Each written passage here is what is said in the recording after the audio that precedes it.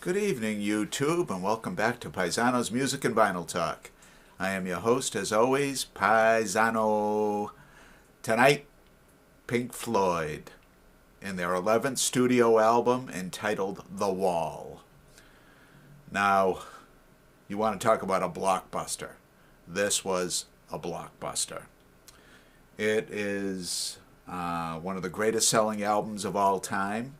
It has the distinction of being the greatest selling double album of all time, and topped the U.S. charts in 1979 for 15 weeks. Quite a feat. Those are some impressive statistics on this one. This album was conceived mainly by Roger Waters and his feelings of isolation following the 1977 tour. I'm assuming for Animals, where he felt very disconnected from the audience and felt that it was more of a social event rather than a musician and audience connected event. So it's a rock opera. I mean, essentially, it tells the story of an alienated rock musician and how he,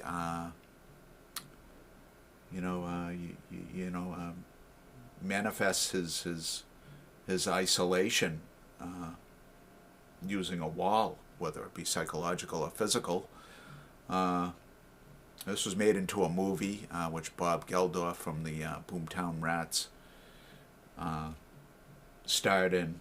He played the disenchanted rock star, Pink. But this was just a monster album. Monster. And I believe I was 12 years old when this came out. And I remember this clearly being a monster hit. And it produced three very big singles. Another Brick in the Wall Part 2, Run Like Hell, and Comfortably Numb. All big hits. Another Brick in the Wall Part 2 was their only single that went to #1, both in the United States and in Britain. And there was a huge tour for this. I think the tour was just in big cities around the world. I don't think they bothered with... I'd have to do a little more research on the tour concerning this one. I don't think... it was a huge production to put this show on. It was a spectacle, if you will. This album was a birthday gift from a friend of mine and a very good friend of the show, and I couldn't thank him enough. An extremely thoughtful gift. Couldn't thank him enough because the only copy I had of Pink Floyd's The Wall was an old cassette that I recorded off of my ex-brother-in-law's vinyl copy of The Wall. And that's all I was operating with as far as The Wall went for probably more than 30 years, probably 35 years, until my friend gave this to me. It was a tremendous gift. To actually own it is incredible. No Pink Floyd fan should be without this one, I can tell you that. This was a monster, and it's quite a package too, with the handwritten lyric sheets. Very nice. Very nice. It's a double album.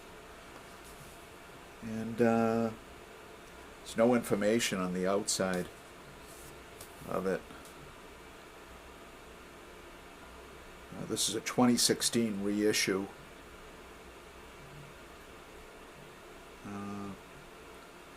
It's produced by Roger Waters.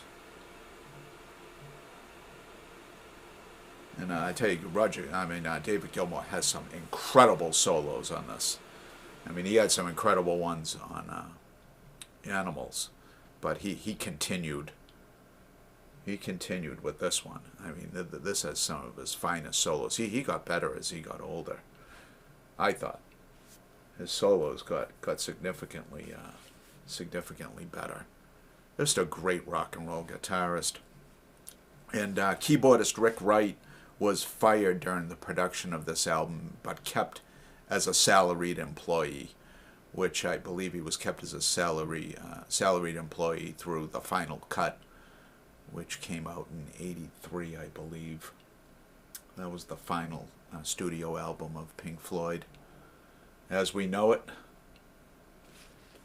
Let's go over the track listing. In the Flesh, The Thin Ice, Another Brick in the Wall Part 1, The Happiest Days of Our Lives, Another Brick in the Wall Part 2, and Mother finishes out side 1. Side 2, Goodbye Blue Sky, Empty Spaces, Young Lust, One of My Turns, Don't Leave Me Now, Another Brick in the Wall Part 3, and Goodbye Cruel World. That's a pretty impressive group of songs right there, just on record 1. Record 2, side 3, Hey You, Is There Anybody Out There, Nobody Home, Vera, Bring the Boys Back Home, and Comfortably Numb. And side 4 finishes with a bang. The Show Must Go On, In the Flesh, Run Like Hell, Waiting for the Worms, Stop, The Trial, and Outside the Wall. Just a tremendous statement from Roger Waters. You know, this was a huge bounce back after Animals, although, you know, and there's a lot of people that love Animals. I reviewed it earlier on my channel, and I didn't care for it that much. I prefer this album much more than Animals. I'm sure there's plenty of people that disagree with me, and that's fine. Everybody's welcome to their own opinion. But this was a titanic release for them, and I'm finally, I'm happy to own it, finally. I turned it into an MP3 and played the record once, recorded it, and it's just a great part of my collection. I want to thank you guys for tuning in. If you're new to the channel, welcome. We talk about rock and roll here. And if you've been watching for a little while and you're not yet subscribed, please do. I love subscriptions and I love comments. Keep them coming. Until next time, you two, what will Paisano dig up? Tune in. Find out. Thank you and good night.